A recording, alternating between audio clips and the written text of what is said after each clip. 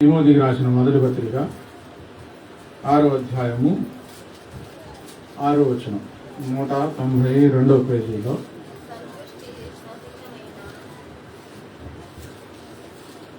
సంతుష్టి సహితమైన దైవభక్తి గొప్ప లాభ సాధనమై ఉన్నది. మనం ఈ లోకంలోనికి ఏమీ తేలేదు, దీనిలో నుండి ఏమీ తీసుకొని పోలేము. కాగా అన్న వస్త్రములు గలవారమై ఉండి వాటితో తృప్తి పొంది ఉందము. సంతుష్టి సహితమైన దైవభక్తి గొప్ప లాభ సాధనమై ఉన్నది. భక్తి అంటే దేవునికి చేయవలసింది. మనం బైబిల్ గ్రంథంలో ఉన్న వాక్యాల గురించి, మన భక్తి జీవితం గురించి మాట్లాడుకుందాం. దైవభక్తి చేయాలి ప్రతి ఒక్కరు. ఎవరైనా దయ్యాల భక్తి చేయకూడదు. దేవుని ఆరాధించాలి. దేవుని ఎడల భయము భక్తి కలిగి ఉండాలి. ఈ భక్తి కార్యక్రమాలు ఎన్నో విధాలుగా జరుగుతున్నాయి. మంచి భక్తి గురించి ఇక్కడ రాశారు. సంతుష్టి సహితమైన భక్తి గొప్ప లాభం మనకు. భక్తి ఎలా చేయాలి?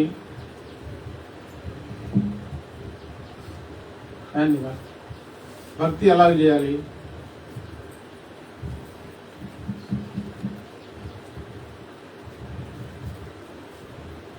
క్యాండిల్ ముట్టిస్తే సరిపోతుందా?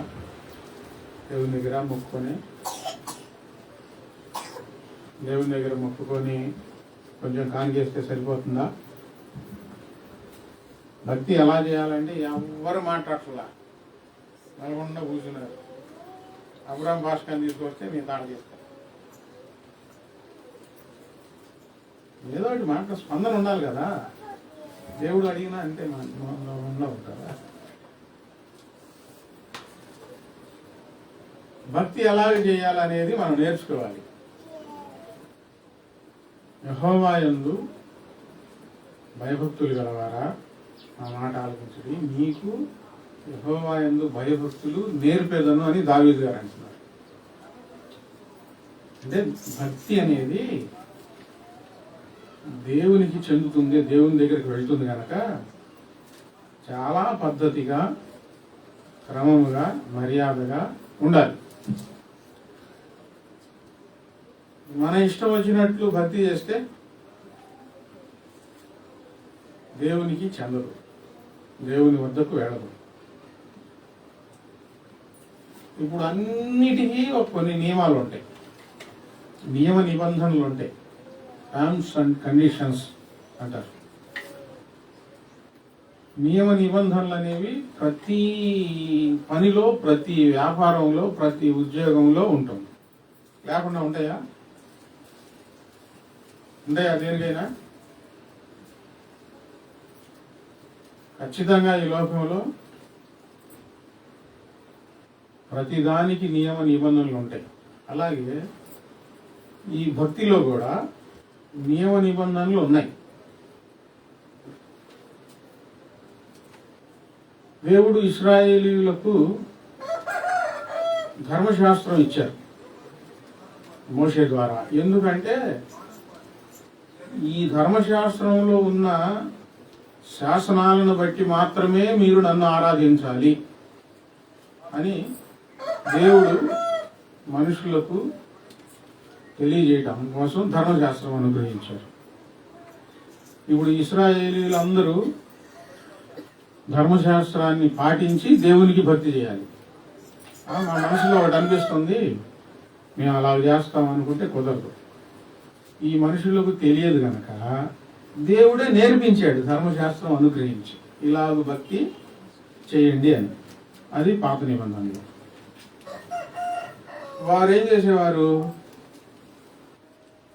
దేవునికి ఆరాధనలు బాగానే జరిగేవి, కానీ వారి ఇష్టం వచ్చిన భక్తి చేసేవారు. అక్కడ దేవునికి వారికి మధ్య వాదన, ప్రవక్తలను పంపించి వాదనలు జరుగుతుండేవి. దేవుడు గద్దిస్తూ ఉండేవాడు, శిక్షలు వస్తూ ఉండేవి వారి మీదకు.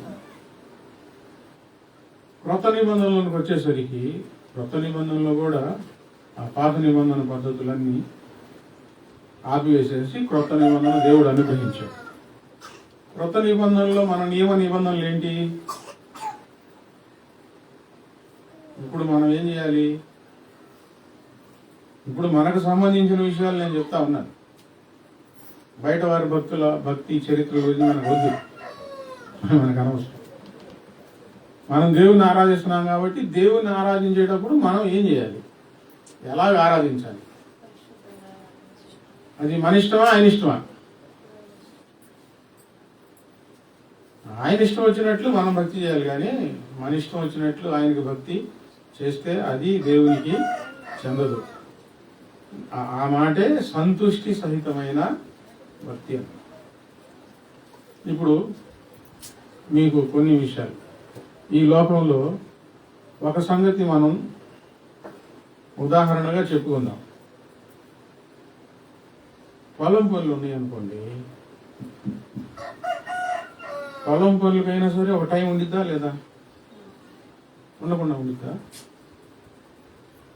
మీ ఇష్టం వచ్చినప్పుడు రండి, మీ ఇష్టం వచ్చినప్పుడు పోండి అని ఎవరన్నా చెప్తారా? చెప్పరు. 8 గంటలకి పనికి రావాలి అని అన్నారు, మీరు 7:45కే రెడీ అవుతారు, అంతేనా కాదా? 8:15 వెళ్తే ఏంది వచ్చాలి, ఏంటంటే ఇప్పుడు బాగుంటే అటు ఇటు అవుతుంది వచ్చుకోవాలి అని అంటారా?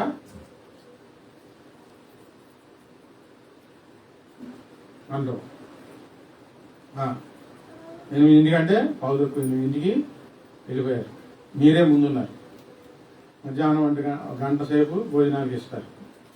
ఆ మధ్యాహ్నం గంట సమయంలో కూడా మీరు అందరికంటే 10 నిమిషాల ముందు లేచి పనిచేశారు. సాయంత్రం 5ంటికి వదిలిపెడతారుగా. 5ంటికల్లా మీకు అప్పచెప్పిన పని మీరు అందరికంటే ముందుగా పూర్తి చేసేసారు. అప్పుడు ఇక్కడ ఏం జరుగుతుందంటే, పని చేయించుకునే వారికి సంతోషం కలుగుతుంది, సంతృప్తిగా ఉంటుంది. పని చేసిన మీకు ధైర్యంగా ఉంటుంది, మీ కూలి మీకు వస్తుంది, ఇంతటితో ఆగదు.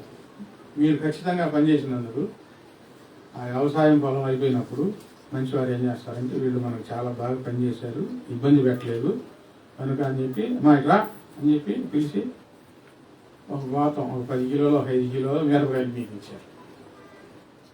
ఎందుకు ఇచ్చారు? ఆ యాజమాన్యాన్ని మీరు ఇబ్బంది పెట్టకుండా ఖచ్చితంగా పనిచేశారు కాబట్టి మీకు వారు మనసులో వారికి సంతోషం పుట్టి మీ కూలి కాదు ఎక్కువ ఇచ్చారు. ఇదేమి లాభం. మీరు పనిచేసినందుకేమో వచ్చిన కూలి ఏమో కూలేదు, వీళ్ళు ఎక్కువ ఇచ్చింది లాభం. పనిచేసినందుకు, ఖచ్చితంగా పనిచేసినందుకు మీకు ధైర్యం వచ్చింది, యాజమాన్యానికి కూడా సంతోషం కలిగింది.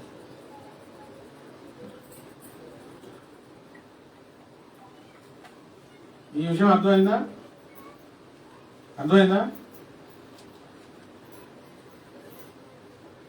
బడిలో నియమ నిబంధనలు ఉంటాయి. ఇన్ని గంటలకల్లా స్కూల్కి రావాలి. వాళ్ళు హోంవర్క్ ఇస్తారు, హోంవర్క్ అంతా మీరు చదివేసేసారు. ఈ క్లాస్, ఏ క్లాస్ అన్నా కానివ్వండి, తరగతులు అయిపోయేసరికి బడిలో చెప్పిన విధానంలో మీరు ఇంకా కొంచెం ముందుండి ఆ పిల్లలు బాగా పనిచేశారు అనుకోండి, వాళ్ళకి ఏమనిపించేది? ధైర్యంగా ఉండిద్ది. ఈ టీచర్ గారు వాళ్ళు ఏమైనా చేయాలి, ఆ స్కూల్ తరఫున ఏమైనా స్పెషల్ బహుమతులు, ఏమైనా ఆదాయాలు వస్తే ఎవరిని పిలుస్తారు? ఇప్పుడు ముందుకు ఎవరిని పిలుస్తారు? నాగా పెట్టకుండా స్కూల్కి వెళ్ళి చెప్పిన పాఠాలన్నీ చక్కగా నేర్చుకొని వాళ్ళు చెప్పినట్టు చేస్తే వాళ్ళ మనసు సంతృప్తి కలిగి అందరికంటే ముందు ఈ పిల్లలకు వారు ఇచ్చే బహుమానం ఇస్తారు. ఇవి లోకంలో జరిగే సంఘటనలు. ఇంట్లో అయినా అంతే, బడిలో అయినా అంతే, పొలంలో అయినా అంతే, వ్యాపారంలో అయినా అంతే, ఉద్యోగంలోనైనా అంతే. అటు ఇటుగా ఉంటారు అనుకోండి, సమయాన్ని తప్పించి ఖచ్చితంగా ఏ పని చేయకుండా ఉండేవారికి ధైర్యం ఉండదు, పని చేయించుకునే వారికి సంతృప్తి ఉండదు. ఉంటుందా? ఏముందిలే, పర్లేదులే అనుకుంటారు ఎవరైనా? తలనొప్పి వీళ్ళతో అనుకుంటారు. సంతృప్తి అనేది ఉండదు, సంతుష్టి అనేది ఉండదు. ఈ లోకంలో జరిగే సంఘటనలు. ఇప్పుడు దైవ భక్తి విషయానికి వచ్చేసరికి మనుషులతో కాదు సంబంధం, దేవునికి మనకు మధ్యలో ఏర్పడేది కనుక మన భక్తి జీవితం ద్వారా ఎవరికి సంతోషం కలిగించాలి? దేవునికి సంతోషం కలగాలి గనక చాలా జాగ్రత్తగా నియమ నిబంధనలు పాటించాలి. మన ఇష్టం వచ్చినట్లు కాదు, చాలా జాగ్రత్తగా పాటిస్తే అది సంతుష్టి సహితమైన దైవభక్తిగా మారుతుంది. కృత నిబంధనలో విశ్వాసులకు నియమ నిబంధనలు ఏంటి? అపోస్తలుల కార్యములు 2వ అధ్యాయం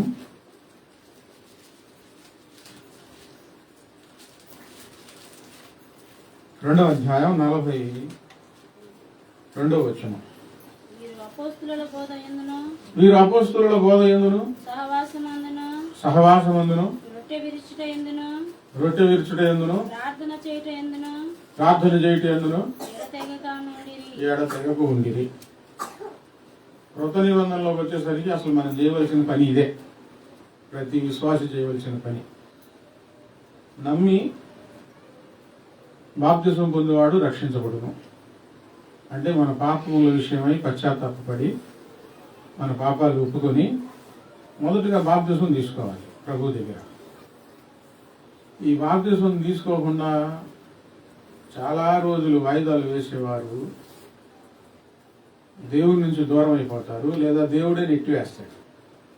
ఇది మాత్రం ఖచ్చితంగా జరిగింది. బాప్తిసం తీసుకోకుండా దేవుని దగ్గరికి వచ్చేవారు ఏదైనా మంచి జరగాలని ఆశించి వస్తూ ఉంటారు.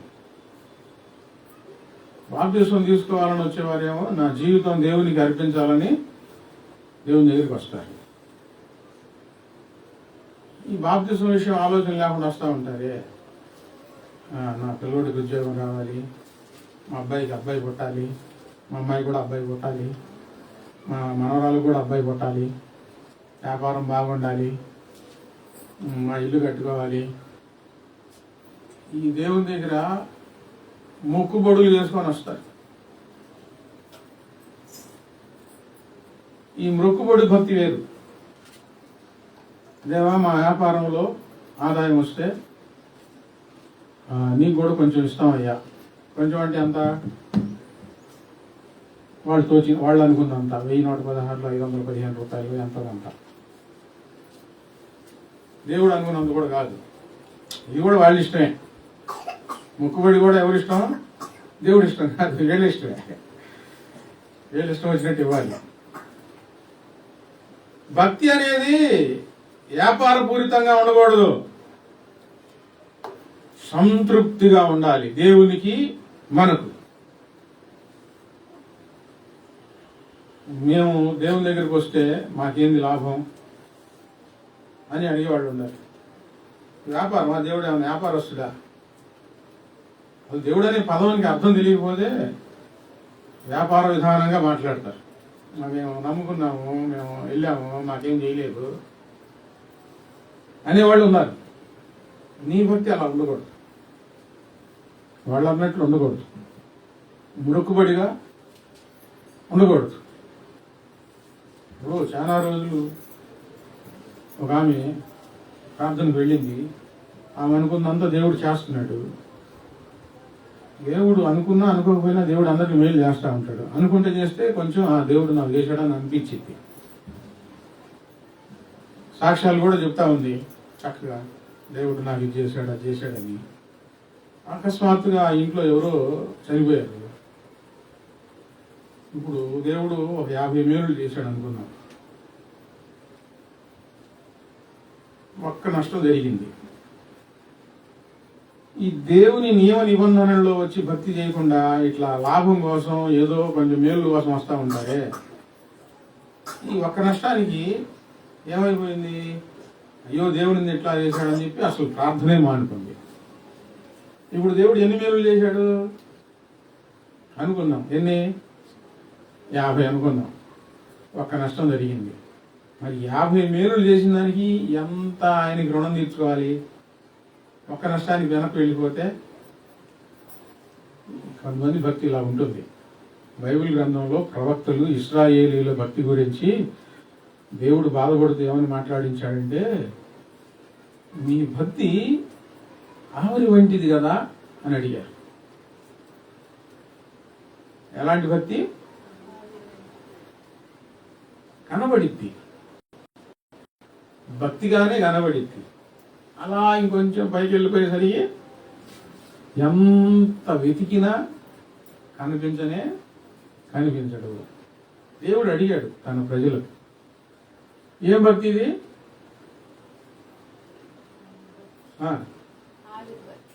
అంటే ఏం భక్తి ఇది?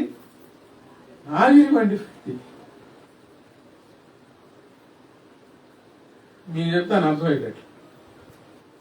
నేను ఇక్కడికి రాకముందు ఒక చోట వాక్యం చెప్తా ఉండేవాడిని, పాస్ గారు లేనప్పుడు. యువతి, నువ్వు వాక్యం చెబుతుంటే కొంచెం వినాలనిపించింది అని చెప్పి వచ్చి మోకాళ్ళు కొట్టుకొని కూర్చొని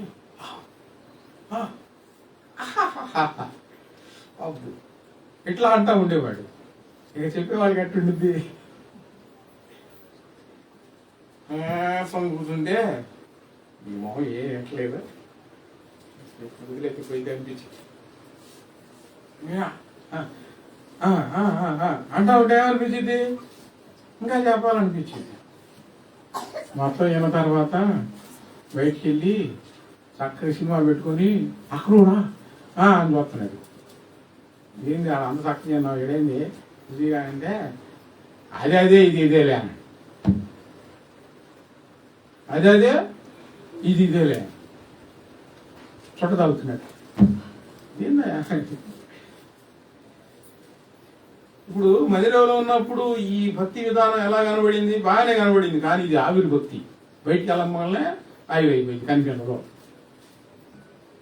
నేను చాలాసార్లు చెప్పాను కదా, మందిరంలో పాటలు పాడేటప్పుడు చక్కగా చప్పట్లు కొట్టి కళ్ళు మూసుకొని ఉద్యోగంగా అందరు పాటలు పాడతామంటే అసలు ఆ గంభీరం మామూలుగా ఉండదు. నేను కొత్తలో ప్రార్థనకు వెళ్ళినప్పుడు ఆమె అట్లా పాడుతుంటే ఏం భక్తిగా నాయన, నా జీవితం ఎందుకు పాడుపడిన జీవితం అంత భక్తిగా ఉండాలా అనుకుంటా ఉన్నాను. ప్రార్థన అయిపోయింది, కొట్టుకాడికి వచ్చి అంత భక్తి నాకు ఎప్పుడు వచ్చింది అనుకుంటా ఉన్నాను. ఈ అమ్మాయి ఒక అబ్బాయిని చేతిలో పెట్టుకొని అక్క అంతా ఉంది. అమ్మో ఏందమ్మా అనుకుంటా అంతే. సినిమా వెళ్తున్నాను, మా అక్క ముందు వెళ్తున్నాను, అందుకని ట్యాకేస్తున్నాను. మందిరంలో ఉద్యోగం, మంటలు, ఆ భక్తి ఏమైపోయింది? ఆవిరైపోయింది. దేవుడు అంటే ఇష్టమే, దేవునికి భక్తి చేస్తున్నారు, సంతుష్టి సహితమైన భక్తి కాదు, క్రమశిక్షణతో కూడిన భక్తి కాదు. మరొక భక్తి పేరు చెప్పారు. నీ భక్తి తిప్పివేసిన అప్పం వంటిది అయిపోయేను అని అన్నారు. అప్పం అంటే ఏంది చెప్పండి? అప్పం అంటే ఏంది? అప్పడం. దేవుడు చెప్పాడు ఈ మాట, బైబిల్లో రాసి ఉంది. నీ భక్తి అప్పం వంటి భక్తి అయిపోయింది అని అన్నారు. అప్పడం వంటి భక్తి నూనెలో వేస్తే బాగానే పొందిద్ది, చూడటానికి ఇక తినేయాలి అన్నట్టు ఉండిద్ది. అని పట్టుకుంటే ఏమైపోయింది, పొడుము అయిపోయింది, తింటే కళాకళ అయిపోయింది. తిప్పివేసిన అప్పం వంటి వాయిదా అయిపోయాను, ఎట్లా ఏమో అని దేవుడు బాధపడతాడు. ఆవిరి వంటి భక్తి కాదు, అప్పడం లాంటి భక్తి కాదు. క్రమశిక్షణతో కూడిన భక్తి మనం దేవునికి చేయాలి. దేవుడు అది కోరుకుంటున్నాడు. నీ దేవుడైన యెహోవా ఆత్మ కనుక నీ పూర్ణ మనసుతో, పూర్ణ ఆత్మతో, పూర్ణ బలముతో నీ దేవుడైన యెహోవాను ప్రేమించాలి. సగమా పరిపూర్ణంగానా? కాబట్టి ఎలా చేయాలి? దేవునికి కూడా సగం భక్తి చేసేవారు. మీరు బయట కూడా ఒక పూట బయటికి వెళ్ళండి, లేదా ఒక పూట పొలానికి వెళ్ళండి, లేదా ఉద్యోగం అనుకోండి, మేము 4 గంటలే చేస్తాం అని వెళ్ళండి. ఎవరు మిమ్మల్ని అంగీకరించరు. ఈ ప్రపంచంలో ఏ వ్యవస్థ కూడా అంగీకరించదు ఆ విధానాన్ని. మనుషులే అంగీకరించడం. పరిపూర్ణత దేవుడు కోరుకుంటున్నాడు. భక్తిలో ఎలాగో మనం భక్తి చేయాలంటే పరిపూర్ణంగా దేవునికి భక్తి చేయాలి, పరిపూర్ణంగా దేవుని ఆరాధించాలి. ఆవిరి వంటి భక్తి, అప్పం వంటి భక్తి బైబిల్లో రాసి ఉంది. నేను చెప్తున్నాను, ఇది నా స్వతహాగా చెప్తున్నాను, బైబిల్లో లేదు. కప్పలాంటి భక్తి అంటే ఏంది? కప్ప ఏమనుకునిద్ది? బావిలో ఉండి అంతా నాకు తెలుసు అనుకునిద్ది.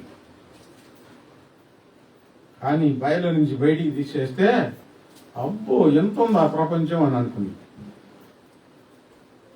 ఇంత ప్రపంచం ఉందా అనుకునిద్ది. బావిలో ఉన్నంతసేపు ఏమనుకునిద్ది? అంతా నాకే తెలుసు అనుకుంది. ఇంకొకటి, ఇది కూడా నా సొంత ఆలోచనే, కోతి భక్తి. ఏంటి? కోతి భక్తి. ఎందుకు చెప్పాను? అది ఒక చోట ఉండదు. ఆ చెట్టు మీద నుంచి ఆ చెట్టుకి, ఆ చెట్టు మీద నుంచి ఆ చెట్టుకి ఒక చోట నిలకడగా ఉండదు. కోతి మనసు కలిగిన భక్తి. ఈరోజు దేవునికి మనం భక్తి చేస్తున్నామంటే సంతుష్టి సహితంగా ఉండాలి. అదే లాభం మనకు, అదే లాభం. ఇప్పుడు నేను చెప్పాను కదా, ఉపమానాలు. పొలంలో వాళ్ళ కష్టార్జితానికి వచ్చింది కూలి, పైగా వచ్చింది ఎక్కువగా ఇచ్చింది లాభం. కూలి అయిపోయింది, డబ్బులు అయిపోవా, కానీ పేరు నిలిచి ఉంటుందండి. వీళ్ళు చక్కగా పనిచేశారు, బుద్ధిగా పనిచేశారు, క్రమశిక్షణతో పనిచేసి ఈ పేరు బాదు. వాళ్ళు ఇచ్చిన డబ్బులు అయిపోతాయి. నేను ఒక అతనికి అడిగితే పని చేసి పెట్టాను, వెల్డింగ్ పని. అతను అన్నాడు, నేను ఇంతని అడుగు అడిగాను. నువ్వు ఎంత అడుగు ఇచ్చేస్తా, నేను ఇచ్చిన డబ్బులు నీ దగ్గర ఉండవు, నువ్వు చేసిన పని నా దగ్గర ఉంటుంది. నేను ఇచ్చిన డబ్బులు ఎంతైనా అడుగు ఇస్తా, ఎందుకంటే నన్ను ఇబ్బంది పెట్టకుండా పనిచేసావు నువ్వు అని అన్నాడు. నేను అడిగా, అంతా ఇచ్చేసాడు నిజంగానే. పని చేయాల్సిన దానికంటే అడగాల్సిన దానికంటే ఒక 1500 ఎక్కువ అడిగాను. ఆ 1500 ఏంది నాకు లాభం. చెప్పండి, లాభం. ఈ డబ్బులు నీ దగ్గర ఉండో అన్నాడు. డబ్బులు నా దగ్గర ఉండవు అంట అడిగింది అని అనుకున్నా. నిజంగా మన దగ్గర ఉంటాయా? కాసుకొని ఉంటాయి ఏయో కంపలు, వెంబడే ఆ కంపలు వేయాల్సిందే, మన దగ్గర ఉండవు. చేసిన పని శాశ్వతంగా నిలిచి ఉంటుంది. అలాగే భక్తి జీవితంలో మనం దేవుని దగ్గర మన భక్తి విధానాన్ని నమ్మకంగా క్రమశిక్షణతో దేవుని భయభక్తులతో చేస్తే మనం లేకపోయినా కలకాలం తరతరాలు ఈ పని మంచి భక్తి నిలిచి ఉంటుందండి, ఇక్కడ పరలోకంలో. అది చెదిరిపోదు. సరే, ఇప్పుడు మనకు నియమ నిబంధనలు ఏంటి? అపొస్తలుల కార్యం 2వ అధ్యాయం 42వ వచనంలో చదవండి. వీరు అపొస్తలుల బోధ యందును 2 సహవాసమందును రొట్టె విరుచుట యందును ప్రార్థన చేయటం ఎందును తెగక ఉండిరి, నిలకడగా ఉన్నారు. 4 విషయాలు చెప్పండి. ఎన్ని? 4 విషయాలు. ఈ 4 స్తంభాలు మనలో ఉండాలి క్రమశిక్షణలో. 1 అపొస్తలుల బోధయందు, అంటే మంచి బోధయందు నిలవబడి ఉండాలి. అపొస్తలుల బోధ అంటే దేవుని బోధ. అది దేవుని బోధలోనే నిలవబడి ఉండాలి. దొంగ బోధలు, అబద్ధ బోధలు, మోసపూరితమైన బోధలు చాలా వచ్చినాయి. వాటి వైపు చూడకూడదు. 2 సహవాసం. రెండోది ఏంటి? క్రమశిక్షణ అంటే ఏంటంటే సహవాసం ఉండాలి. సహవాసం అంటే స్నేహం చేయడం కాదు ఇక్కడ అర్థం. చాలా సంఘాలు ఉన్నాయి, ఒక్కొక్కరిది ఒక్కొక్క సహవాసం. ఇది మన సహవాసం. ఈ సహవాసంలో క్రమంగా ఉండాలి.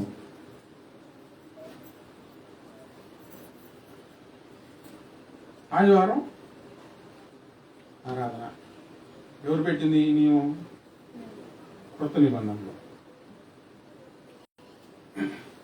బుధవారం ఆరాధన. మనకి ఇక్కడ కొంతమంది రాలేకరని చెప్పి వారి కోసం ఇల్లు అద్దెకి తీసుకొని మరి గురువారం ఆరాధన ఒకసారి పెడుతున్నాను. దేవుని దయ వల్ల కొంటుపాడులో అద్దె బాధ తప్పింది. అద్దె లేదు, అక్కడ ఆరాధన జరుగుతుంది. సహవాసంలో ఈ ఆరాధనలో అన్ని ఆరాధనల్లో నువ్వు పాల్గొనాలి. సహవాసం అంటే అది కలిసి ఉండటం, అందరం కలిసి ఉండటం. ఆ సమయానికి ఎన్ని పనులున్నా వాటిని ఎలాగలా కుదుర్చుకొని కలిసి ఉండటం, సహవాసంలోకి వచ్చి కలిసి ఉండటం. బోధ యందు 1, రెండోది సహవాసం, మూడోది బల్ల ఆరాధనలో. బల్లారాధన అనేది కొంతమంది నెలకోసారి, కొంతమంది 3 నెలలకోసారి, కొంతమంది సంవత్సరానికి ఒకసారి, కొంతమంది ఆల్ నైట్లు ఇట్లా చేసుకుంటా ఉన్నారు. ఈ విధానాలన్నీ ఏమో కానీ పాలిభాగం అవడం అనేది ఉత్తమం. అందులో పాలిభాగం అవడం అనేది ప్రధానమైన విషయం. ఈ రొట్టె విరుచుట యందులో ఎప్పుడు ఎవరు పాలిభాగం అవుతారంటే, మనస్సు కల్మషంతో ఉన్నవారు ధైర్యంగా బలలో పాలిభాగం అవ్వలేరు. అంటే మనల్ని మనం ఎప్పుడు పవిత్రంగా ఉంచుకోవటం అన్నమాట. ప్రార్థనతో, వాక్య ధ్యానంతో పవిత్రంగా ఉన్నవారు ఏం చేస్తారు? ఖచ్చితంగా అందులో పాలిభాగం అవుతారు. నిర్లక్ష్యం చేయరు. అమ్మో, నా ప్రభు శరీరం, నా ప్రభు రక్తంలో నేను పాలిభాగం అవుతా ఉన్నాను. ఈ ఆత్మ నడిపింపు వేరు, అందరికీ ఉండదు. ఆగిపోతున్నారంటే దూరం అవుతున్నారు. 4వది ప్రార్థన చేయటం. ఈ క్రొత్త నిబంధనలో మన క్రమశిక్షణ ఇదే. ఇంకా అందరికీ బాప్తిసం తీసుకొని బోధ యందు, సహవాసం యందు, రొట్టె విరుచుట యందు, ప్రార్థన చేయటం యందు తెగక ఉండటము. ఇప్పుడు మనం చేయవలసింది ఇది క్రమశిక్షణలో. అంటే ఆదివారం దేవుని దగ్గరికి క్రమారాధనలు ఉండేవి. క్రమారాధనలో సువార్త పని ఉంది, వచ్చి సువార్త పని చేయటం. ఇంకా ఖాళీ టైంలో ఏం చేయాలి? ప్రార్థన చేయాలి. ఖాళీ సమయాల్లో ప్రార్థన అనేది చాలా ప్రాముఖ్యమైన ఒక స్తంభం. మూల స్తంభం. ఆత్మీయ జీవితానికి దేవునికి ఇష్టమైంది.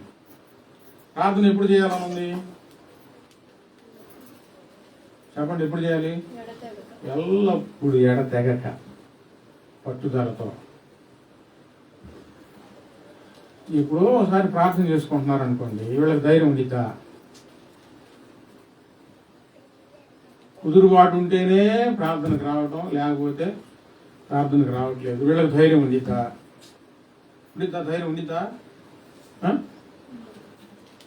అంటే అవకాశం వెళ్దాంలే, పలానా రోజు వెళ్దాంలే.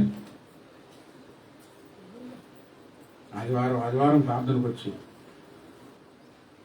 ఖాళీ దొరికినప్పుడు దేవుని గురించి చెప్తూ సహవాసంలో కలిసి ఉండి ఆ ప్రభు వల్లకు దూరం అవ్వకుండా సమయం దొరికినప్పుడల్లా ఎక్కువ ప్రార్థన చేస్తూ ఇలా ఉన్నారనుకోండి, వాళ్ళు ఎలా ఉంటారంటే ధైర్యంగా ఉంటారు. నీతిమంతులు సింహం వలె ధైర్యంగా ఉంటారు. వీళ్ళలో ధైర్యం వచ్చింది, నేను చేస్తున్నాను కదా. అందుకే రాయబడింది, నీ భక్తి నీకు ధైర్యము పుట్టించదా. క్రమశిక్షణతో, అప్పుడప్పుడు చేసేది కాదు, క్రమశిక్షణతో. కష్టం వచ్చినా, చాలా బాధ కలుగుతా ఉన్నా, ఈ క్రమశిక్షణ పోగొట్టుకోకుండా క్రమంగా దేవుడిని ఆరాధించే వారికి బట్టి దేవుడికి ఏం కలుగుతుందండి? కాబట్టి ఏం కలుగుతుంది? చాలా సంతోషం కలిగింది. అటు ఇటు ఇప్పుడు కుదరకపోతే, బాగా ఒత్తిడి ఉండి కుదరకపోతే ఆ పరిస్థితులను బట్టి దేవుడు కూడా అర్థం చేసుకొని ఒక మంచి సమయం వచ్చేదాకా దేవుడు తీసుకొస్తాడు. ఈ మనిషి చేసుకునే ప్రార్థనలు బట్టి, ప్రభు నేను ఇలా ఉండకూడదయ్యా, నేను నీ సన్నిధిలో ఉండాలయ్యా, నాకు మంచి ద్వారాలు ఎరువు ప్రభు అని ప్రార్థన చేసుకుంటే ఆలోచించి అప్పుడు మంచి అవకాశాలు దేవుడు తీసుకొస్తాడు. కావాలని అగ్గొట్టి టీవీలు చూస్తా, ముచ్చట్లు పెట్టుకొని అక్కడికి వెళ్తా ఒక క్రమం లేని భక్తి చేస్తే నీకు సంతృప్తి ఉండదు, దేవునికి సంతృప్తి ఉండదు. నీకు లాభం కలగదు, దేవునికి లాభం రాదు. ఈ భక్తి మురిగిపోయింది. చెప్పాను కదా, ఆవిరి వంటి భక్తి. ఇంకోటి ఏంది?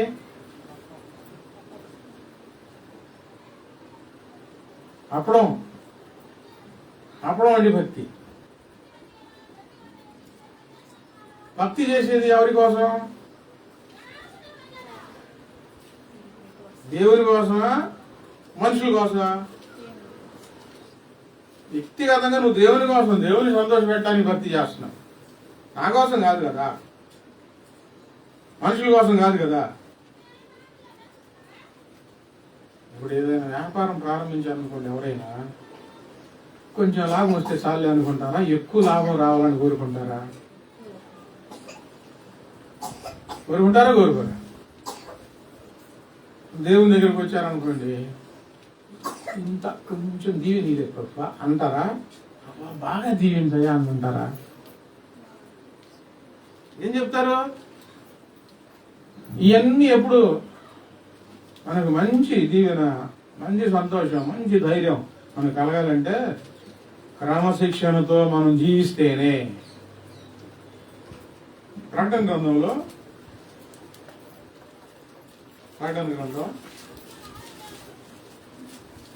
2వ అధ్యాయం 19వ వచనం చూడండి.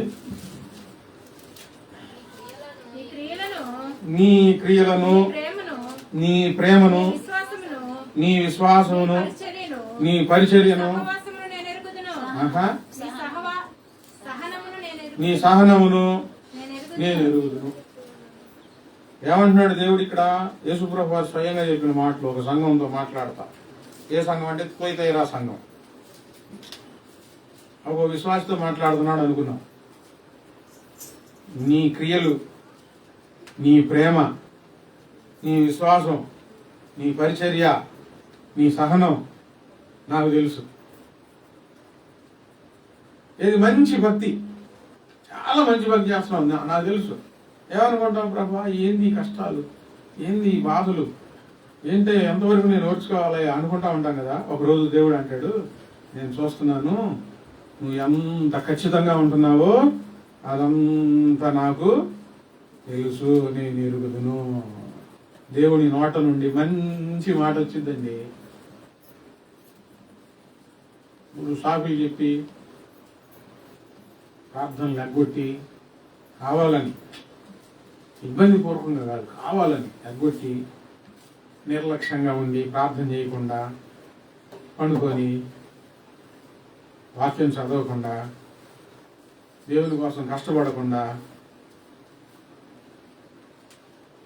ఎప్పుడో నీకు బుద్ధి పుట్టినప్పుడు ఏదో ప్రార్థనలు నీకు ఇష్టం వచ్చిన ప్రార్థనలు చేసుకొని ఇట్లా ఉన్నావు. ఈ మాటలు చెప్తాడా దేవుడు?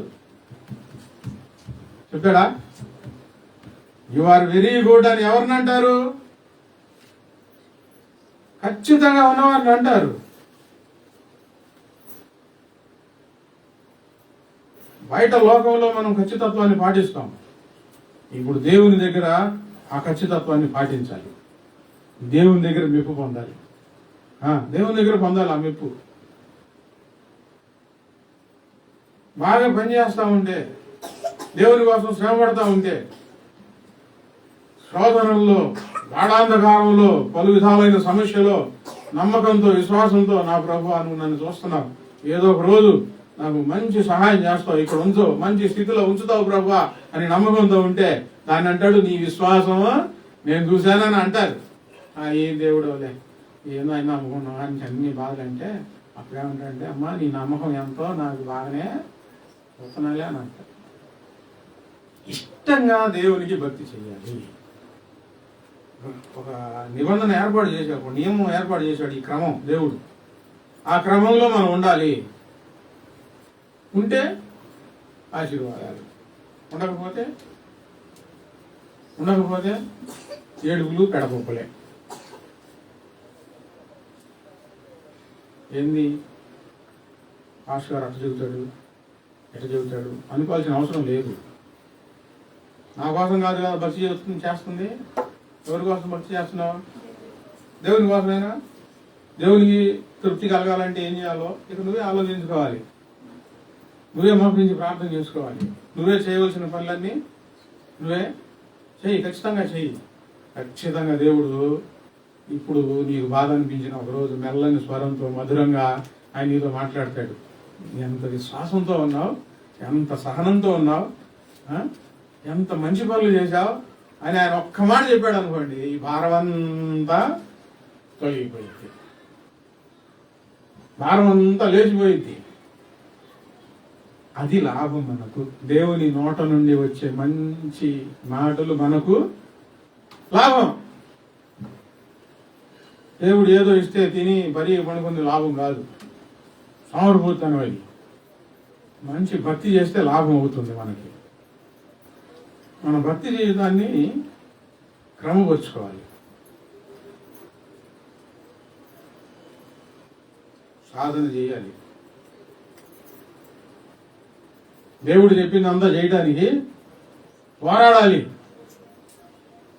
అన్ని అనుకూలతలు ఉండవు. అన్ని సమయాల్లో అనుకూలత లేకపోయినా సరే భయంతో వణుకుతో దేవుని దగ్గరికి రావడానికి ప్రయత్నం చేయాలి. ప్రభువా నీ విధి ఇట్లా ఉంది కదా, నేను చేయలేకపోతున్నాను, నాకు సహాయం చేయ్యా అని ప్రార్థన చేసుకోవాలి. నేను కొంచెం చేశాను అమ్మయ్యా నా వద్దులే ఇంకా అంటే అట్లా ఉండించండి. అది ఎలా ఉండిద్ది? ఇప్పుడు నీ పిల్లవాడికి ఒక పని చెబుతావు, కొట్టుకెళ్ళి ఈ వస్తువులు తీసురా అని. వాడు అందులో సగం కొనుక్కొని సగం తీసుకొచ్చి నేను తెచ్చాలి, నేను తిన్నాను ఏందంట అంటే ఇప్పుడు ఎట్లా ఉండిద్ది? ఎలా ఉండిద్ది? నువ్వు చెప్పిందంతా పిల్లవాడు చేశాడు అనుకో, నీకు ఎలా ఉండిద్ది? చాలా సంతోషంగా ఉండిద్ది. విషయం ఏంటంటే చాలా దీవెనలు పోగొట్టుకోవడానికి కారణం క్రమమైన భక్తి జీవితం లేదు, క్రమశిక్షణతో భక్తి జీవితం లేదు, సరైన ప్రార్థన లేదు, సరైన అణుకువ వినయము విధేయత లేదు. బలంతాన వచ్చి కూర్చున్నట్టుగా ఉండకూడదు. మనస్ఫూర్తిగా దేవుని దగ్గర మనము ప్రతిదీ చేయాలండి. యేసుప్రభు వారు భోజనం చేస్తున్నప్పుడు ఆమె చాలా ఖరీదు కలిగిన జటామాంసి అత్తరు, అది చాలా సువాసన కలిగింది. పగలగొట్టి ధార పోసింది ఆయన నెత్తి మీద, తల మీద పోసింది. పక్కన ఉన్నోళ్ళకి బాధ అనిపించింది. అమ్మో, ఇంత విలువ కలిగిన అత్తరు నేలపాలు చేసావు కానీ ఆమెకు బాధ అనిపించలా. ఆమెకు ఏమనిపించింది, నేను చేసింది తక్కువే అని ఆమెకు అనిపించింది. పక్కన వాళ్ళకి బాధ చేసింది. మనం మనస్ఫూర్తిగా చేస్తే బాధ ఉండదు, ఒత్తిడి ఉండదు. ప్రార్థన అయినా ఆరాధన అయినా మనుషులకు భయపడి కాదు, దేవునికి భయపడి మనం చేయాలి. మనకై మనమే మోకరించాలి, మనకై మనమే వాక్యం చదువుకోవాలి, మనకై మనమే దేవుని సన్నిధికి పరిగెత్తాలి. ఇంకా ఇద్దరు ముగ్గురున్నాడు, ఇంకా నీతో పాటు నలుగురిని తీసుకొని రావాలి, సిద్ధపరచాలి. మంచి భక్తి జీవితంలో చేస్తామంటే అది పరిమళ వాసనగా మారుతుంది, దుర్వాసనగా మారదు. అది మనకు లాభం. ఇప్పుడు ఆమె తల మీద అత్తరు పోసింది, ఆమె చనిపోయింది. కానీ ఆమె పని నేటి వరకు ప్రశంసించబడుతుందండి. ఆ భక్తి జీవితం అది లాభం. అది ఎంతకాడికి దేవుని దగ్గరకు వచ్చి దేవుడు నాకు డబ్బులు ఇవ్వట్లేదు, దేవుడు నాకు ఇల్లు ఇవ్వట్లేదు, నేను అడిగింది ఇవ్వట్లేదు అని చెప్పి వ్యసనాలతో చేసే భక్తి జీవితం దేవునికి అనవసరం. ఫలభరితంగా మారదు. క్రమశిక్షణతో దేవునికి ఆరాధన చేయాలి. నేను చూస్తున్నాను, నా కళ్ళారా నేను చూసింది, ఇళ్లలో ఎన్ని భయంకరమైన పరిస్థితులు ఉన్నా కూడా ఆదివారం ప్రార్థన మానుకోకుండా దేవుని దగ్గరికి ఆశతో వచ్చిన వారి ప్రాణాలను దేవుడు ఎలాగో తృప్తిపరిచాడో నేను చూస్తానే ఉన్నాను. సాగులు చెప్పి దేవుడు అర్థం చేసుకుంటాడులే. ఒక ఆదివారం ప్రార్థనే కాదు, కొన్ని ప్రార్థనలకు ఇలా వెళ్ళాలి, మనం చేయాలి, సహకారం కావాలి. వచ్చిన వారి కుటుంబాలు ఎంత దీవెన దేవుడు ఇచ్చాడో, ఎంతగా తృప్తిపరుస్తూ ఉన్నాడో నేను చూస్తూ ఉన్నాను. ఏమీ లేని వారి, ఈ సాకులు చెప్పేవారి కుటుంబాల్లో ఏం జరుగుతుందో కూడా నేను చూస్తున్నాను. ఇప్పుడు లాభం వచ్చినా ఆదాయం వచ్చినా తృప్తి కలిగినా నాకు కాదండి, ఎవరికి? భక్తి చేసేవారికి కలుగుతుంది. నాకేం కలుగుతుంది? సంతోషం కలుగుతుంది, లేదా బాధ కలుగుతుంది. అయ్యో వీళ్ళు దేవుని దగ్గర ఇబ్బంది పడ్డారే అని. సంతోషం కలుగుతుంది, ఆహా వీళ్ళు దేవుని దగ్గర మంచి ఈవులు సంపాదించుకున్నారు అని. మనం చనిపోయే వరకు మనం చేయవలసింది ఏంటంటే మంచి భక్తి చేయాలి. అది ఇప్పుడు నేను చెప్పిందంతా అది. పిచ్చి భక్తి వద్దు, ఆవిరి వంటి భక్తి వద్దు, అప్పడం లాంటి భక్తి వద్దు, కప్ప భక్తి విడిచిపెట్టాలి, కోతి భక్తి విడిచిపెట్టాలి, సంతుష్టి సహితమైన భక్తి అని చెప్పి కింద అంటారు. మనం ఈ లోకంలోనికి ఏమీ తేలేదు, అంటే మందంటూ ఏమీ లేదు. ఈ లోకంలో నుండి ఏది మనము తీసుకొని పోలేము. ఎవరైనా సరే, మహాపరాక్రమవంతులైనా సరే, బాగా తెలివితేటలు అయినా సరే, వాళ్ళ తెలివిని వాళ్ళ బలాన్ని బట్టి ఈ భూమిలో నుంచి వెళ్ళేటప్పుడు ఏదైనా తీసుకెళ్ళిన జాడలు ఉన్నాయా అంటే ఏమీ లేవు. వాళ్ళు అనుసరించిన భక్తి విధానం మాత్రమే అది చెడ్డదిగానో మంచిదిగానో ఈ భూమి మీద మిగిలింది. చెడ్డవాడైతే చెడ్డవాడు, మంచివాడైతే మంచివాడు. ఏం సంపాదించుకోవాలి?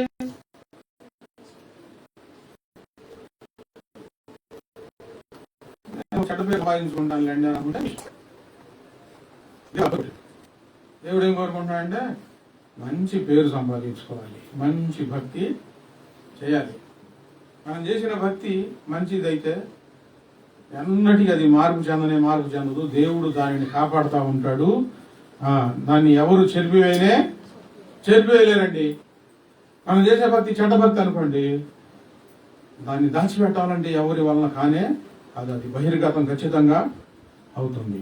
ఖచ్చితంగా ఏదో ఒక రోజు బహిర్గతం అవుతుంది. మంచి భక్తి చేస్తే నలుగురికి సువాసనమయంగా దీవెనమయంగా మారుతాం. ప్రాముఖ్యంగా దేవునికి సంతోషాన్ని కలిగించిన వారం అవుతాం. దేవునికి సంతోషం కలిగించని భక్తి ఏదైనా ఎందుకు ఎందుకు చెప్పండి? అవసరమా? నీ ఇష్టం కాదు. ఎవరిష్టం? దేవుని ఇష్ట ప్రకారం మనం భక్తి చేయాలి. దేవునికి సంతోషం కలిగించాలి. కొరింథీయులకు రాసిన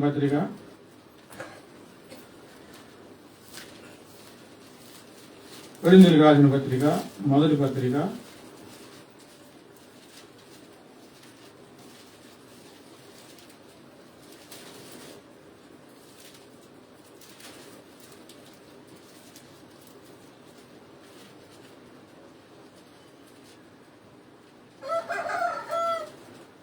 7వ అధ్యాయం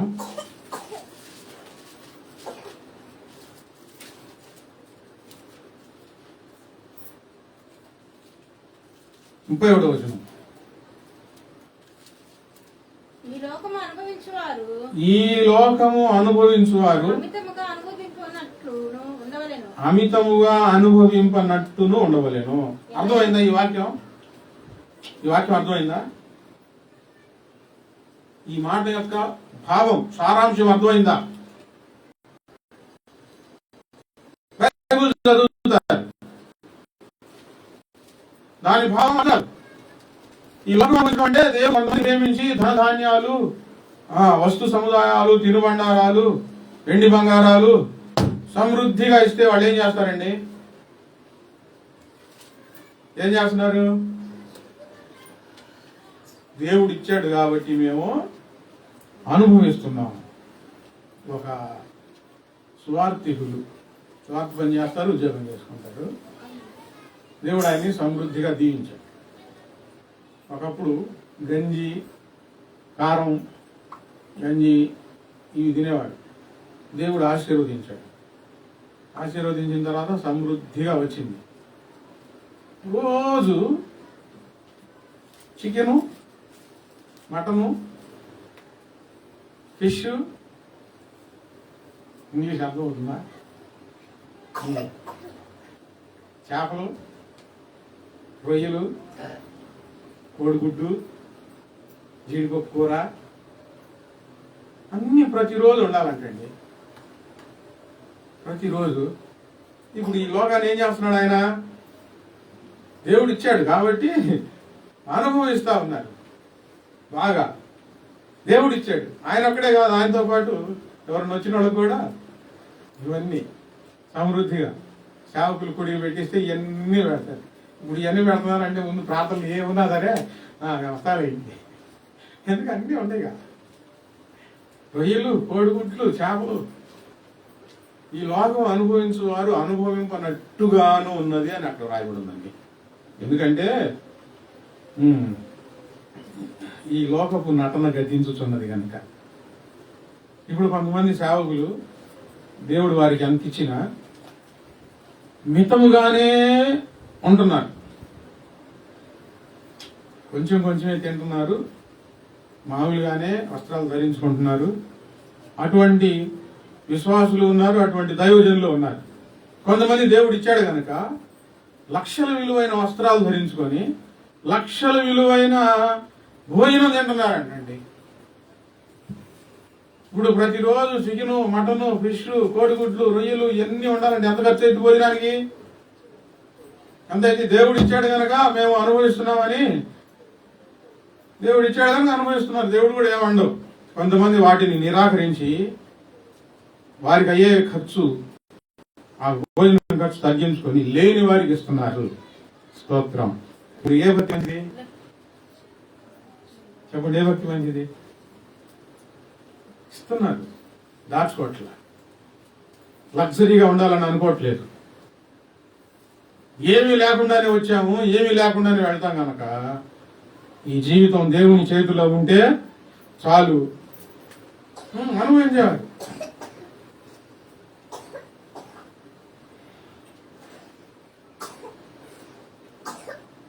ఈ లోకపు నటన గతించుచున్నది. ఆశలు పెట్టిల్లకూడదు. ఇక్కడ ఆశలు పెట్టిల్ని అనుకోండి, ఎంజాయ్ చేయాలి, అవి తినాలి, ఇవి తాగాలి, అవి ధరించుకోవాలి, ప్రభువా మాకెందుకు ఇవ్వు అని ఏడుస్తారు. నీకు కావాల్సింది దేవుడు ఇస్తాడు. ఏడ్చే వాళ్ళకి ఇస్తాడు దేవుడు, ఇచ్చి తీసేస్తాడు. ఆ సంఘటన బైబిల్లో జరిగింది. అప్పుడు ఇంకా ఏడుపు ఎక్కువైపోయింది. ఇచ్చావు మళ్ళీ నీకు వెళ్తున్నా ఏంటి ప్రభువా అని. ఈ లోకాన్ని ఉన్నా కూడా ఇంతవరకు చాలే అనుకొని అనుభవించినట్లుగా ఉంటే ఆ భక్తి దేవునికి సంతోషాన్ని కలిగిస్తుంది. దేవునికి స్తోత్రం. ఇప్పటికి కూడా నేను కింద పడుకోవడానికైనా చెప్పాను, కింద పడుకోలేను అన్నాను. సుఖానికి అలవాటు చేసుకోలేదు ఈ శరీరాన్ని. చనిపోయే వరకు ముందు ముందు పెద్ద కష్టం వచ్చింది అనుకోండి, అప్పుడు దేవుణ్ణి దూషిస్తామేమో, దేవుణ్ణి బాధ పెడతామేమో. కష్టం అలవాటు అయింది అనుకోండి, ఎల్లప్పుడూ జయమే, దేవునికి స్తోత్రం అనుకుంటా ఉంటాం, బాధపడాం. ఇంకా అక్కడ మీరు చింతలేని వారై ఉండవాలని కోరుతున్నాను. ఏ విషయంలో కూడా చింత ఉండకూడదు. పెండ్లి కాని వాడు ప్రభువుని ఎలాగూ సంతోష పెట్టగలని ప్రభువు విషయమైన కార్యములను గురించి చింతించుతున్నాడు. దేవుని ఎలాగూ సంతోష పెట్టాలని పెళ్లి కాని వారు, పెళ్లి అయిన వారు భార్యని ఎలాగూ సంతోష పెట్టగలని లోక విషయమైన వాటిని గురించి చింతిస్తున్నాడు.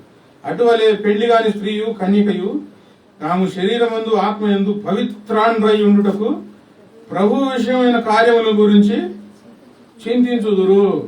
కొంతమందిలో ఈ పెళ్లి ఆలోచనే కొంతమందికి లేదు అని బైబిల్లో రాసింది. ఆ దేవుడు చేయలా, వాళ్ళలోనే లేదు. దేవుని ఎలా సంతోష పెట్టాలి. కొంతమందిలోనేమో అన్ని ఈ లోక సంబంధమైన ఆలోచనలే. అటువలే చింతించుతున్నారు కానీ పెళ్లి అయినది భర్తని ఎలాగో సంతోష పెట్టగలమని లోక విషయమైన వాటిని గురించి చింతించుతున్నది. మీకు ఉరి అడ్డవలని కాదు గాని మీరు యోగ్య ప్రవర్తనులై తొందర ఏమీ లేక ప్రభు సన్నిధాన వర్తనులై ఉండవలని ఇది మీ ప్రయోజనం నిమిత్తమే చెప్పుచున్నాను. మనం అందరం కలిసి ఎవరిని సంతోష పెట్టాలి? దేవుణ్ణి సంతోష పెట్టాలి. నా జీవితంలో దేవునికి సంతోషం కలుగుతుందా లేదా? నా భక్తి వలన దేవునికి సంతోషం ఉన్నదా లేదా? ఈ లోకపు నటన గతించుతున్నది. ఈ లోకంలోనికి మనం ఏం తీసుకొని రాలా? ఏమి తీసుకొని పోలేం. ఆశ గారు ఏం తీసుకొని పోలేం కదా, ఉన్నవాడికి అనుభవిస్తేనే పోయి కట్టుకోవాలా, తినాలా, దేవుడిచ్చి తప్పేం లేదు అనుకుంటే వాళ్ళ గురించి దేవుడు ఏం రాయించలేదులే. కానీ యోగ్య ప్రవర్తనని ఎవరి గురించి చెప్తున్నారు తెలుసా? దేవునికి ఎలాగ సంతోషం కలుగుతుందని ఆలోచిస్తున్నారే వాళ్ళు యోగ్య ప్రవర్తనలని, ప్రభు సన్నిధానంలో ఉండాలని వాళ్ళ గురించి వాక్యం చెప్తా ఉందండి. అంటే మన భక్తి జీవితాన్ని ఎంత క్రమబద్ధీకరించుకోవాలో, ఎంత సంతోషపరచాలో దేవుణ్ణి. ఇప్పుడు పెద్దవారు ఉన్నంతసేపు తెలిసిన అనుభవాలను బట్టి అలా కాదమ్మా ఇలా చేసుకోండి అని చెప్తారు. చెప్తారా చెప్పరా? చెప్తారు. అలా చేసుకుంటే ఎవరికి ప్రయోజనం? నేర్చుకుంటే ఎవరు ఎప్పుడు ఉంటారు, ఎవరు ఎప్పుడు వెళ్ళిపోతారో తెలియదు కదండి. వెళ్ళిపోయిన తర్వాత మీకు చిన్నవారికి ప్రభువుని సంతోషపెట్టే భక్తి జీవితం ఆ మనసు లేకపోతే ఏం జరుగుతుంది? ఏం జరుగుతుంది? అపవాది మీ దగ్గరికి వస్తుంది. అన్ని కీడులే, అన్ని బాధలే, అన్ని ఇబ్బందులే. నేను ప్రార్థన చేసుకుంటాను దేవుని దగ్గర, నాకెవరు చెప్పకుండా చిన్నప్పటి నుంచి నువ్వు నాకు చెప్పుకుంటా వచ్చావు కదా ప్రభువా, అట్లాగే నా పిల్లలు కూడా చెప్పని ప్రార్థన చేస్తున్నాను. మా అమ్మ నాకు సరిగ్గా చెప్పలేదు, ఆ చర్చికి తీసుకెళ్ళింది అంతే. పాస్ గారి దగ్గరికి వెళ్తే 9 సంవత్సరాలు ఉంటే ఆయన నాకు నేర్పించవలసిన విధానం, ఆయన దగ్గర పని చేయించాం అంతే, నేర్పిలా. నాకు అండ లేదు, ఆధారం లేదు, నాకు ఒక్కడే దేవుని గురించి ఆలోచించి దేవుని ఎలా సంతోష పెట్టాలని కొన్ని లోపాలు పొరపాట్లు జరిగిన నా మనసులో ఉన్న ఆశలను బట్టి దేవుడు ఇలాగ నిలవబెట్టి నువ్వు నేర్చుకున్న పాఠాలు ఇంకా నలుగురికి నేర్పించు. నిజంగాండి, నాకు సహాయకరంగా ఉంటారనుకున్న వాళ్ళు పెద్ద ద్రోహులు అయిపోయారు, నమ్మక ద్రోహులు అయిపోయారు. కానీ ప్రభువుని మాత్రం నేను విడిచిపెట్టలేదు. ఈ లోకంలో ఇంకేమీ తీసుకొని రాలా. ఏమన్నా ఉన్నాయంటే ప్రభు ఇచ్చినవే, వాటిని బట్టి అతిశయించి వాటిని అనుభవిస్తూ కూర్చోడానికి ప్రయత్నాలు చేయొద్దు. ప్రభువుని ఎలా సంతోష పెట్టాలి? నేను ప్రభు దగ్గర ఏం ఎక్కువ పొందాలి? ఇది మన భక్తి జీవితాన్ని బట్టి ఉంటుంది. ఈ లోకపు నటన గతించుచున్నది, ఏమీ లేదు. ఇప్పుడు మంచి భక్తి చేసావనుకో, నువ్వు ప్రార్థన చేసావనుకో నీ పిల్లల కోసం, నీ భక్తి నీకు ధైర్యం, నీ భక్తి నీ పిల్లలకు దీవెన. స్తోత్రం. చివరిగా నేనేం చెప్తున్నానంటే, ఆ 2 విషయాలు చెప్తాను. ఇంకా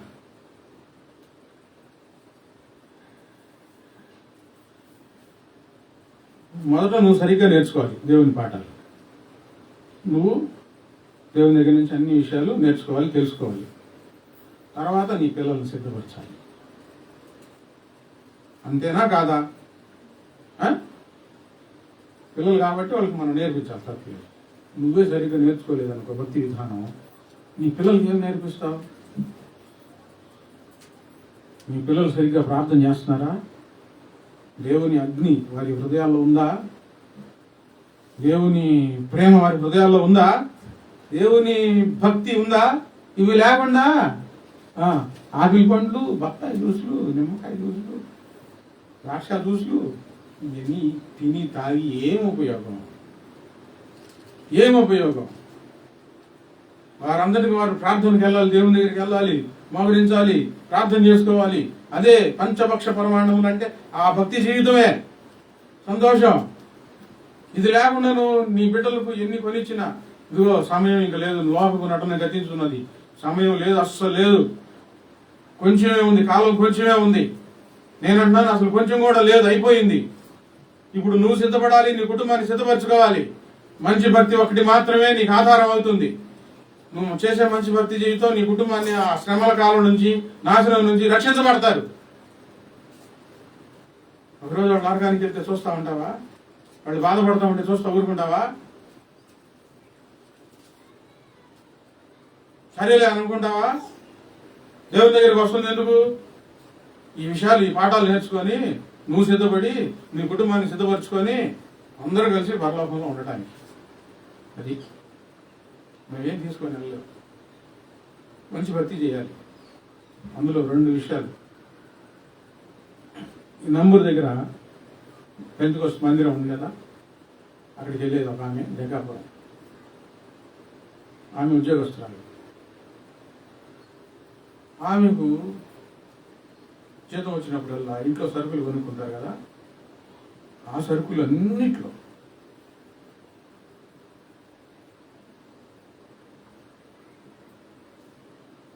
ఇంట్లో ఎన్ని అవసరం అన్నీ కావాలి కదా, ఏ తక్కువైనా కుదరదు కదా. ఒకవేళ మర్చిపోతే మళ్ళీ పోయి తీసుకొచ్చుకోండి, ఏముందిలే అనుకొని అలాగే చేసుకోండి. కూర కానీ భోజనాలు కానీ అన్నిట్లో 10వ వంతు తీసుకో. 10 సబ్బులు కొంటే సబ్బు తీసుకో. 100 గ్రాముల జీలకర్ర కొంటే 10 గ్రాముల జీలకర్ర తీసుకో. ప్రతి దాంట్లో ఆ మందిరానికి పంపించేదా. అక్కడ చాలామంది విశ్వాసులు ఉన్నారు, కానీ ఈమె గురించి ప్రత్యేకంగా ఈ విషయం పెద్ద ఇదైపోయింది. అందరికి తెలుసు, దేవుడు తెలియజేశాడు. ఆమె లేదు ఇప్పుడు, కానీ ఆమె చేసిన పని ఇప్పుడు నా నోట నుంచి కూడా వస్తుంది. అది నిలిచిపోయి ఉంది. ఆమె లేదు. ఆమె బ్రతుకున్నప్పుడే ఆమెకున్న దాంట్లో ఎవరికి ఇచ్చిందండి? దేవునికి ఇచ్చిందండి. ఇది నిజం, జరిగింది, నిజంగా జరిగింది. చాలా మంది విశ్వాసులు ఉన్నారు, వాళ్ళందరి గురించి ఈ విషయాలు లేవు. ఈ పనులు మన వెంట వస్తాయి. మంచి భక్తి జీవితం మనతో వస్తుంది. ప్రయత్నం చేయాలి మనం చేతనైనంత వాటికి. అంటే ఇప్పుడు మిమ్మల్ని అందరినీ అలా చేయమని నేను అంటున్నా. మీరు ఆలోచించుకొని నేను దేవుని కోసం ఏం చేస్తున్నాను, అసలు నాకున్నదంతా ఎవరిది, నేనేమి ఇచ్చాను దేవునికి, నా సమయం దేవుడు నాకు ఇచ్చిన దాంట్లో నేను ఏదో ఒకటి దేవునికి ఇవ్వాలి కదా అని ఆలోచించుకొని మీరు నిలవబడితే మీ పిల్లలు కూడా నిలవబడతారు. అది మాత్రమే లాభం. సంతృష్టి సహితమైన భక్తి గొప్ప లాభం. అదే మనం ఈ లోకంలోనికి ఏమీయో తీసుకొని రాలేదు, ఏమీయో తీసుకొని పోలేము. కాగా కాగా ఇప్పుడు చదవండి. అన్న వస్త్రములు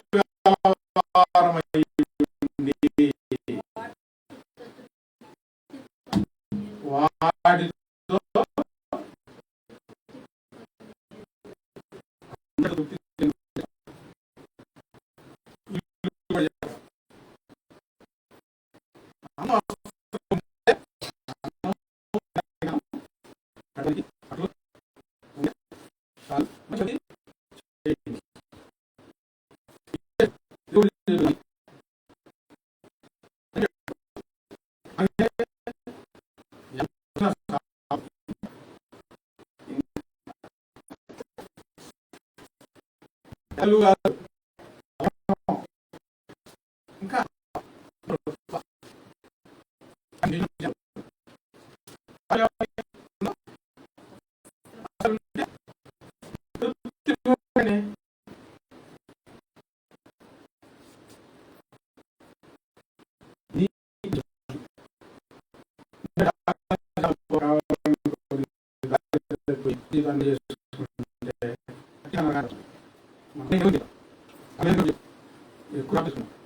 అయ్యా నువ్వు చెప్పి నీ అన్నీ చేయలేకపోయినా ఇంతవరకు నిజంగా నేను చేశాను ప్రభా, చేయగలిగానయ్యా అని చెప్పావు అనుకోండి, ప్రభు హక్కును చేర్చుకొని సరేలే నేను చూసుకుంటాను మిగతాదని అన్నాడు అనుకోండి, ఎంత సంతోషం అండి మనకి, ఎంత భాగ్యం. భయంకరమైన పరిస్థితులు ప్రపంచం మీదకి వస్తా ఉన్నాయి. నువ్వు నీ పిల్లలు క్షేమంగా ఉండాలంటే ఏ పూట అన్నం ఆ పూట ఉంటే చాలు. ముందు క్రమశిక్షణతో భక్తి చేయడం నేర్చుకో.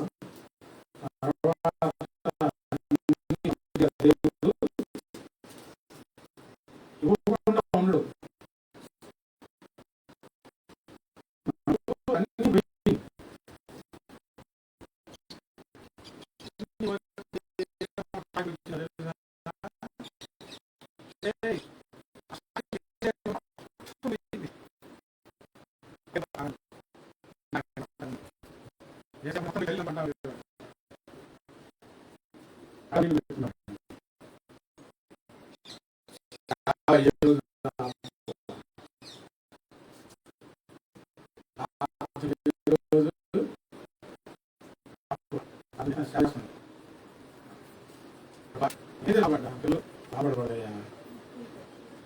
ఏడుస్తా ఉంటే దేవుడు జగన్ కాలనీలో చోటిచ్చాడండి అద్భుతంగా. ఎన్నో సంవత్సరాల నుంచి పాడుపడినట్టు అయిపోయింది, బరిగొడ్లు కట్టేసుకున్నారు మైసూరులో స్థలం. ఆడ పిల్లల్ని తీసుకెళ్ళి బయట కూర్చోబెట్టారు. ఆడ మా కళ్ళేమో నీళ్ళు వచ్చినాయి, ఎందుకు కొన్నాను ఈ స్థలం అనిపించింది. అది బీఫామ్ పట్టాలి, వదిలేద్దాం ఊరుకున్నా. అది కూడా బాగు చేసుకోవడానికి దేవుడు ప్రభు చూపించాడు. మీ అందరి సహకారం, మీ అందరి ప్రార్థన వల్ల దేవుడు మందిరానికి స్థలం ఇచ్చారు. ఇప్పుడు ఎన్నైంది? నేను అనుకున్నాను నువ్వు ఇస్తే ఇచ్చా, ఇవ్వకపోయావు. చివరి వరకు నిన్ను అంటి పెట్టుకొని ఉండటానికి నాకు సహాయం చేయి ప్రభా అని ప్రార్థన చేసుకున్నాను. అంటే దేవుడు మనకి ఏమి ఇవ్వాలో ఆయన ఖచ్చితంగా ఇస్తాడు. మన బాధ్యత ఏంటంటే మంచిగా క్రమంతో క్రమశిక్షణతో భక్తి చేసి సంవత్సరం చివరికల్లా ప్రభువా నేను అన్నీ చేసుకుంటా వచ్చానయ్యా, నీ దాసుడు చెప్పినట్టు చేశాను, నా మనసులో ప్రేరేపించిన దాన్ని బట్టి చేశాను, కొన్ని చేయలేకపోయాను, క్షమించు స్వామిని ప్రార్థన చేసుకుంటే రెండో సంవత్సరం ఇంకా దీవెనిస్తాడండి దేవుడు. ఇంకా ఇస్తాడు దేవుడు. మనం అడగకుండానే ఇస్తాడు, అడగకుండానే ఇస్తాడు. చివరిగా నేనేం చెప్తున్నానంటే విసుగు చెందొద్దు. దేవుడు అది చేయట్లేదు ఇది చేయట్లేదు అని అనుకోవద్దు. ప్రార్థన చేస్తా, కనిపెట్టుండు, ఎదురు చూడు, మంచిగా చేయి. ఒకరోజు అద్భుతమైన ఫలం నీ ఒడిలో ఉంటుంది. సంతోషంతో గంతులు వేస్తాం.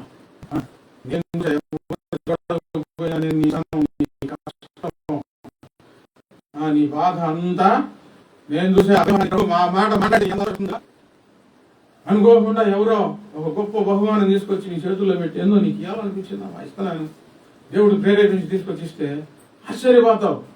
నిజంగా నీ సంతోషం కలిగిద్ది బిడ్డ.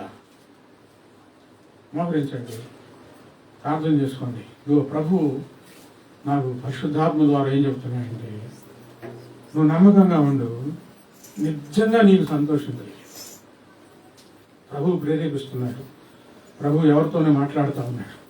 నువ్వు ఇంకా ఇంకా నమ్మకంగా ఉండు. నీ కష్టం, నీ సహనం, నీ శ్రమ, నీ ఓర్పు, నీ క్రియలు నేను చూశాను. ప్రభు ఇదిగో ఇదిగో ఈరోజు మధ్యాహ్న కాల సమయంలో ఒక గొప్ప సంతోషం నీకు కలిగిద్ది బిడ్డ. నీ శత్రువుల నోరు దేవుడును మోగిస్తాడు. నువ్వు అనుకున్నట్లుగా భయం నిన్నేం చేయదు. భయం నిన్నేం చేయదు బిడ్డ. భయానకరమైన పరిస్థితులు నిన్నేం చేయలేవు. నీ ఓర్పును, నీ సహనమును నేను చూశాను. ప్రభు ఈ మాట ఉంచుతా ఉన్నారు. ప్రభు మాట్లాడుతూ ఉన్నారు ఎవరితోనో. నీ కష్టం, నీ సహనం నిశ్చయంగా నువ్వు సంతోషిస్తావు. నీ గొప్ప సంతోషం కలగబోతుంది. నువ్వు భయపడాల్సిన పని లేదు. ప్రభు మాట్లాడుతూ ఉన్నారమ్మా. ప్రార్థన చేసుకోండి. ప్రభు ఆత్మ మన మధ్యలో కారాడుతూ ప్రభు మాట్లాడుతూ ఉన్నారు. నిశ్చయంగా నీకు సంతోషం, గొప్ప సంతోషం కలిగింది బిడ్డ. గొప్ప సంతోషం కలిగింది. నువ్వు ఏడవవు, కన్నీరు విడవవు, సంతోష గదులు వేస్తావు. నీ క్రియలు ప్రభు ఎవరితోనో మాట్లాడుతూ ఉన్నారు. ప్రభు ఆత్మ ద్వారా బయలుపరుస్తూ ఉన్నారు. నీ క్రియలు, నీ సహనం, నీ ఓర్పు అంతా నాకు తెలుసు. చాలా ఓర్చుకొని ఉంటున్నావు. ప్రభు మాట్లాడుతూ ఉన్నారు ఎవరితోనూ. నీకు గొప్ప సంతోషం కలగబోతుంది. సంతుష్టి సహితమైన భక్తి, గొప్ప లాభం కలగబోతుంది నీకు. దేవుడు నీకు మంచి పేరు తీసుకురాస్తాడు. దేవుడు నీ వద్దకు నువ్వు ఎవరికైతే భయపడుతున్నావో వారి మెడ వంచి నీ వద్దకు తీసుకొని వస్తాడు. ఇదిగో ప్రభు మాట. అందరూ ప్రభు ఆత్మ కార్యం జరుగుతుంది. ప్రార్థన చేసుకోండి. మెడ వంచి నీ వద్దకు తీసుకొని వస్తాడు బిడ్డ. అమ్మా, ప్రభు మాట్లాడుతూ ఉన్నారు. ప్రభు ఆత్మ ద్వారా మాట్లాడుతూ ఉన్నారు. నువ్వు గంతులు వేస్తావు. నీ భక్తి నీకు సంతోషం పుట్టిస్తుంది. నీ భక్తి నీకు గొప్ప లాభంగా మారుతుంది. నీ భక్తి నీకు ధైర్యాన్ని పుట్టిస్తుంది. నీ చెయ్యి విడిచిపెట్టడు ప్రభు. వాక్యాన్ని బట్టి ప్రార్థన చేసుకోండి. ప్రభు ప్రేరేపణ ద్వారానే మాట్లాడుతూ ఉన్నాను. ఎవరికో ఒకరికి గొప్ప సంతోషం కలగబోతుంది. ఇక్కడ నువ్వు చాలా కన్నీరు విడిచావు, చాలా నమ్మకంగా ఉన్నావు, చాలా వేదన అనుభవించావు. ఇదిగో ఇప్పుడు దానికి ఫలితంగా నీకు సంతోషం దేవుడు ఇవ్వబోతా ఉన్నాడు. ఏ నోటితో నిన్ను హీనపరిచే మాటలు మాట్లాడారో అదే నోటితో నిన్ను వారి నెత్తిన పెట్టుకునే మాటలు మాట్లాడబోతా ఉన్నారు బిడ్డ. స్తోత్రాలు, వందనాలు, స్తోత్రాలు. అమ్మా, ప్రభు ఆత్మ ద్వారా మాట్లాడుతూ ఉన్నారు. ఏ నోటితో నిన్ను కించపరిచారో అదే నోరు నిన్ను పగడబోతుంది. నిన్ను భుజాల మీదకి ఎత్తుకుంటారు. ఇదిగో దేవుని మాటలు. పిల్లవాడిని భుజాల మీద ఎత్తుకున్నట్లు వారు నిన్ను ఎత్తుకుంటారు. దేవుని మాటలు ఇవి.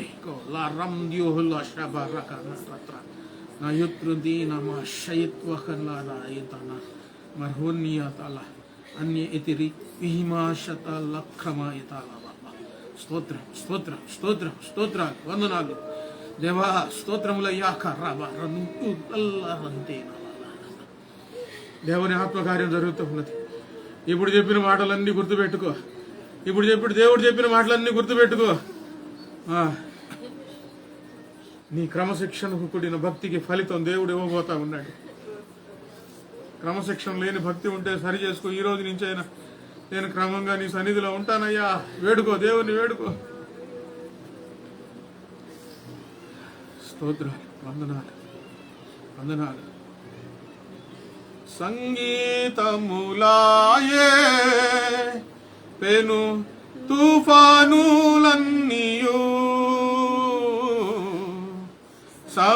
సమసిపోవునే నీ నామస్మరణలో సంతసముందే నామది ఎంతో సంతసముందే నామది ఎంతో ప్రభువా నీలో జీవించుట కృపా బాహుళ్యమే నాయడా కృపా